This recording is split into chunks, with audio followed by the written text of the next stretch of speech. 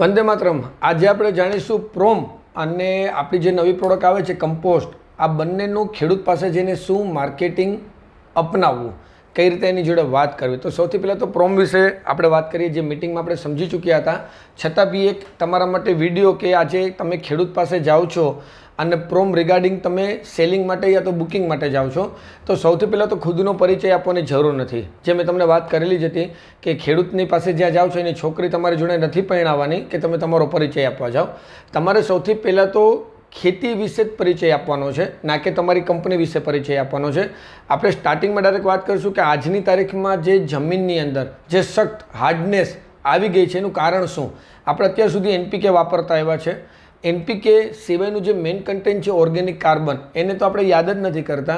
હવે organic carbon શું છે એના વિશે જો આપણે ખેડૂત મિત્રો જોડે વાત કરીએ તો ઓર્ગેનિક કાર્બન એક એવી વસ્તુ છે જે જમીન માટે સૌથી જરૂરી કન્ટેન્ટ છે।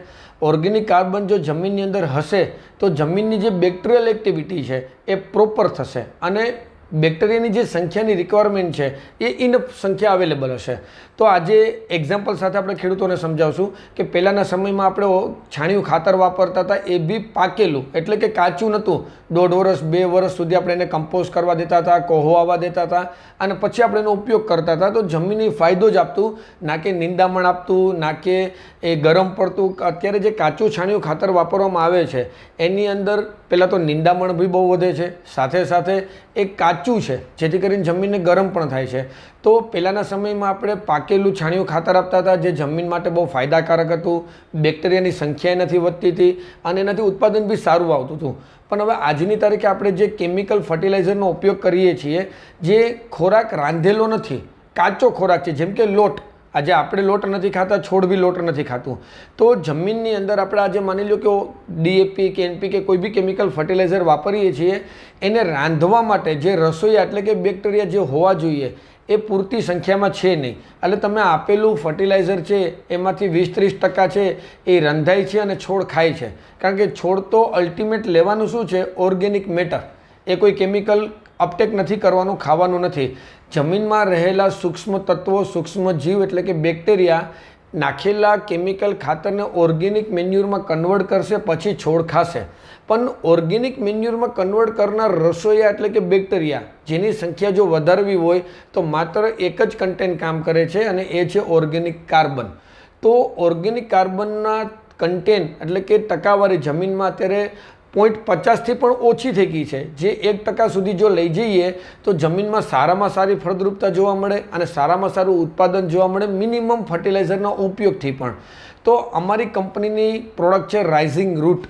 રાઇઝિંગ રૂટની અંદર ઓર્ગેનિક કાર્બન ભરપૂર છે। 1 એકરમાં 500 ml થી 1 લિટર વાપરવાથી જમીનનો કાર્બનનો રેશિયો આવી જાય છે, જમીનના બેક્ટેરિયાની સંખ્યામાં વધારો થાય છે। પછી આપણે જે કંઈ વસ્તુ ઉપયોગ કરીએ છીએ જમીનમાં ખાતર સ્વરૂપે એને તાત્કાલિક ઓર્ગેનિક મેન્યુરમાં કન્વર્ટ કરીને છોડને ખવડાવી દે છે। હવે આ રાઇઝિંગ રૂટની બોટલ, હું આવું છું રિપ્રિચ કંપનીમાંથી, મારું નામ જીગર પાઠક છે।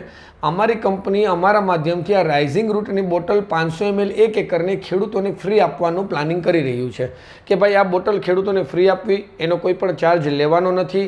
જમીનમાં એકવાર ખેડૂત ઉપયોગ કરશે ઓટોમેટિક ખબર પડી જશે કે ઓર્ગેનિક કાર્બન વધવાથી ફસલની અંદર એટલે કે ક્રોપની અંદર, ઉત્પાદનની અંદર કેટલો ફાયદો થયો, જમીન કેટલી પોચી થઈ અને બહુ શોર્ટ ટાઈમની અંદર અળસિયા કઈ રીતે ડેવલપ થયા। પણ આ રાઇઝિંગ રૂટ કંપની અમારી એવું કહે છે કે આજે ખેડૂત કોઈને કોઈ પાયાનું ખાતર વાપરવાના જ છે, તો અમારી કંપનીનું ફોસ્ફેટ રિચ ઓર્ગેનિક મેન્યુર જે છે, ફોસ્ફેટ યુક્ત ઓર્ગેનિક મેન્યુર, એ તમે જો પરચેસ કરો છો 1090ની એમઆરપીનું છે, એના ભેગી 500 રૂપિયાની 500 mlની બોટલ કંપની તરફથી ફ્રી આપવામાં આવે છે। પ્રોમની વાત પહેલાં નથી કરવાની, પ્રોમની વાત લાસ્ટમાં આવી છે કે પાયાનું ખાતર તમે કોઈને કોઈ વાપરવાના છો તો બેટર છે કે આ 500 mlની કંપની ફ્રી પ્રોડક્ટ આપે છે એક બેગ સાથે, તો એક બેગ અમારી પાસેથી પરચેસ કરો, સાથે એક બોટલ તમને ફ્રી ઓફ કોસ્ટ મળશે। તો આ છે પ્રોમનો ડેમો।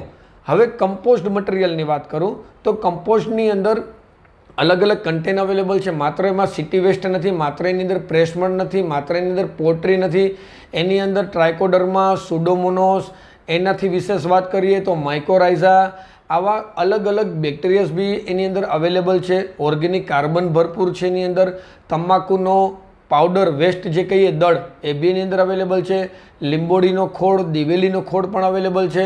તો આ બધી વસ્તુથી મિક્સચર બનાવ્યું છે આપણે કમ્પોઝ મટીરિયલનું. 1 એકરમાં 3 થી 4 બેગ વાપરવી વધારે ફાયદાકારક છે. જ્યારે આપણે ખેતર તૈયાર કરતા હોય, છાણિયું ખાતર વાપરતા હોય, એના બદલામાં તમે 3 થી 4 બેગ વાપરો. આજે 3 બેગનું એક્ઝામ્પલ દઉં તો 700 રૂપિયા પ્રમાણે 699 MRP છે, તો 2000 થી 2100 રૂપિયાનો ખેડૂતને માત્ર ખર્ચો આવે છે. આજે તમે ટ્રેક્ટરની ટ્રોલીની કમ્પેરમાં સમજાવો કે આપણે કમસે કમ 1 એકરમાં 5-7 તો ટ્રોલી નાખીએ છીએ, 3-4 હજારની એક ટ્રોલી આવે મજૂરી સહિત. તો આજે 6-7 ટ્રોલી નાખીએ તો એ ખર્ચો ક્યાં પહોંચ્યો? એની કમ્પેરમાં 2000 રૂપિયા દર સિઝને નાખવા ભારી પડવાના નથી, તો બી 50%થી ઓછું.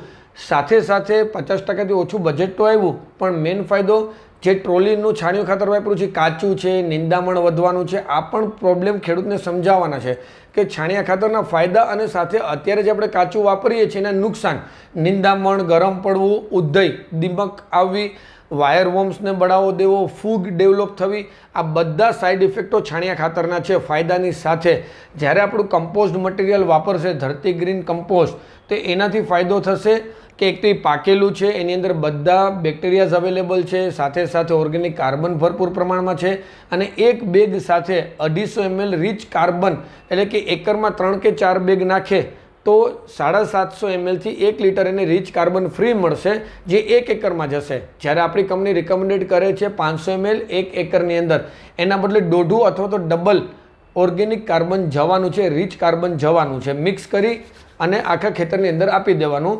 તો સારામાં સારું રિઝલ્ટ ખેડૂત લઈ શકશે. તો કમ્પોસ્ટ કઈ રીતે સેલ કરવું, કમ્પોઝની યારે કમ્પેર કરવું છાણિયા ખાતરને, સાથે સાથે આપણે અલગથી ટ્રાયકોડર્મા, સુડોમોનસ બધું વાપરીએ છીએ, લીંબોડીનો, દિવેલીનો ખોળ ઘણી જગ્યાએ વાપરીએ છીએ.